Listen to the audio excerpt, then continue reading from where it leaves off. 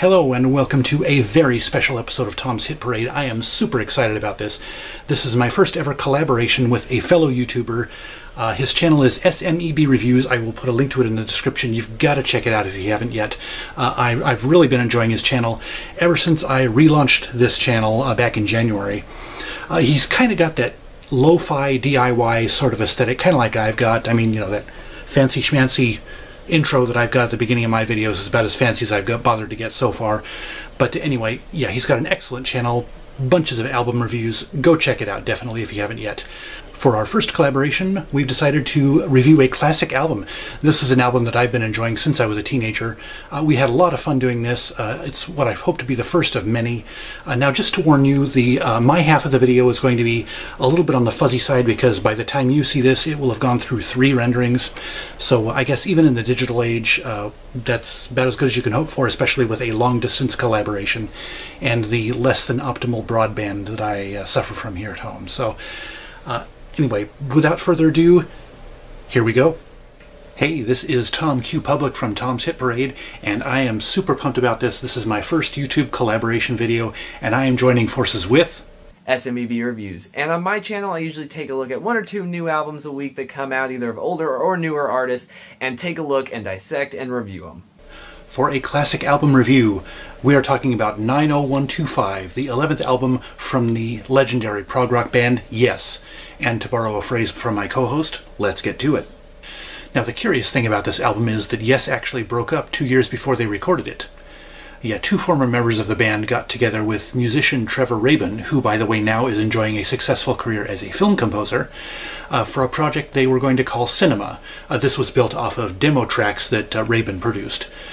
Now, as the project progressed, 2 earlier former members of Yes joined in on the project, and eventually they just decided to drop the name Cinema and rebrand it as the next Yes album. Now, this explains why the album has much more of a radio-friendly pop sound to it, as opposed to the prog rock leanings that the band was well known for up to that point. But you know what? I'm totally fine with that. I could never get into prog rock bands. I've tried several times.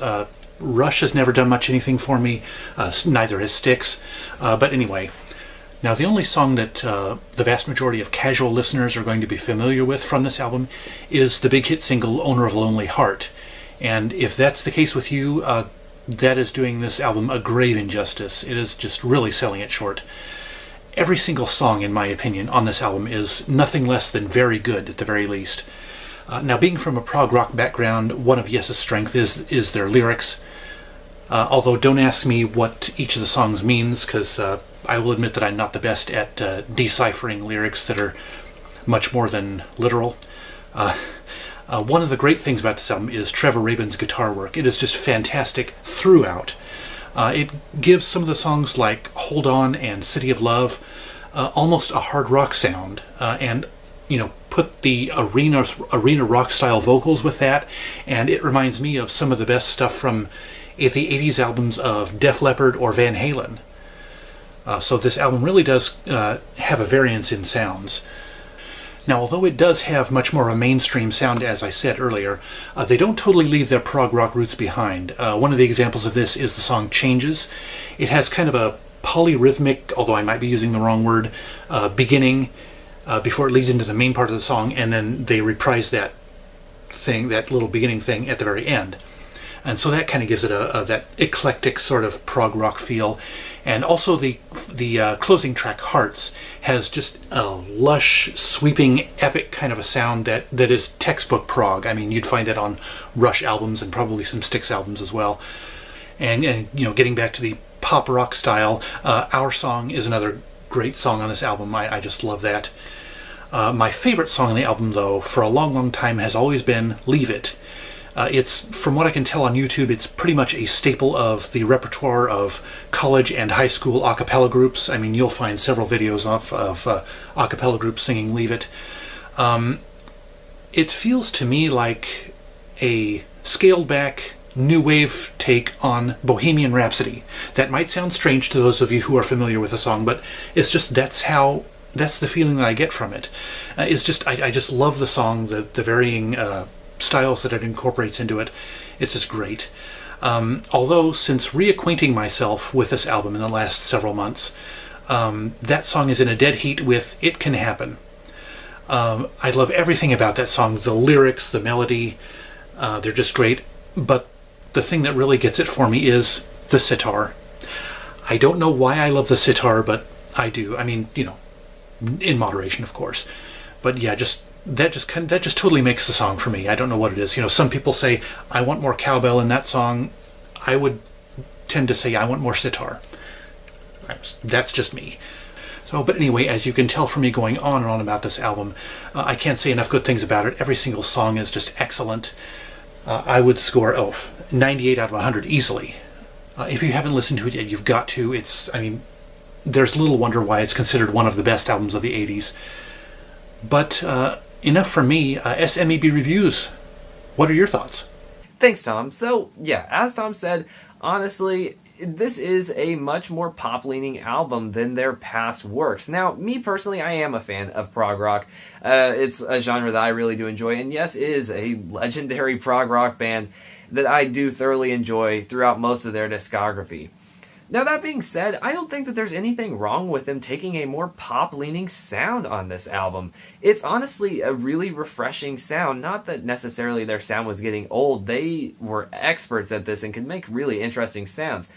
But it's nice to hear them trying something new and giving a little different taste. It's nice to see that they can well balance those two sounds as well, because as Tom mentioned, Hearts is a more progressive-leaning song, plus it's longer. So it does show their roots, but yet we still do get a little more traditional sounding songs, such as Owner of a Lonely Heart, songs that definitely lean towards the pop side of things.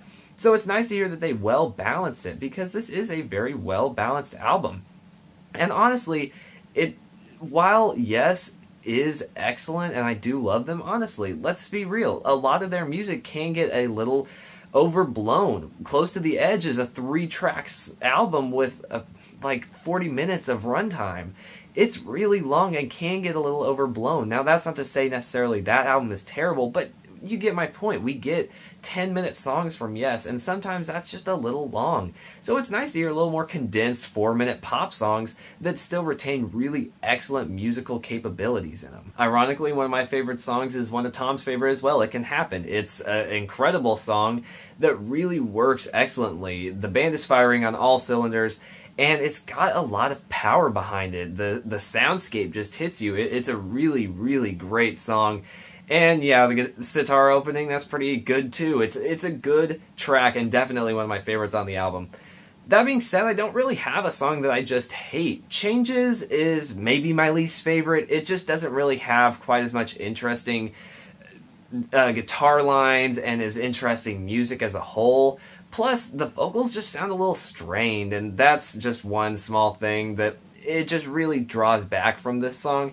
But as a whole, this album's incredible, and I do really love it. Even Owner of a Lonely Heart, which some people could probably look down on as being definitely a departure from the Yes sound, yeah, it's still a really good song and a solid pop song. There's a reason why that's one of the Yes songs that stuck around. Ultimately, though, yeah, this album is incredible. I do really enjoy this album. It is a strong album. There's so much great musicianship, which is to be expected with Yes, and I absolutely love it from front to back. Changes is really the only weaker song, and still, it's pretty good. Yeah, ultimately, I'm going to give this a 9.5 out of 10. Thank you guys so much for watching our first collab. What did you guys think of this? Is there anything we can do to improve the quality of the collab?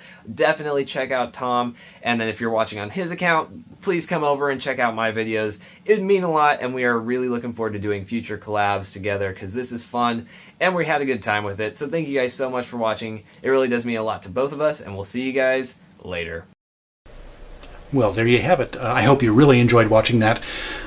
He and I both had a lot of fun doing this, and as I said, this is what we hope to be the first of many collaborations. I want to give a sincere thanks to SMEB Reviews for suggesting this collaboration in the first place. And again, go check out his channel if you haven't yet. It is fantastic. If you like my channel, you're going to like his. There's a link down in the description. If you have not subscribed yet, please subscribe. I would very much appreciate it. And again, thank you so much for watching. Comments are welcome. What did you think? Would you like to collaborate, possibly, with me? And again, Thanks so much for watching, and remember, life's too short to be a music snob.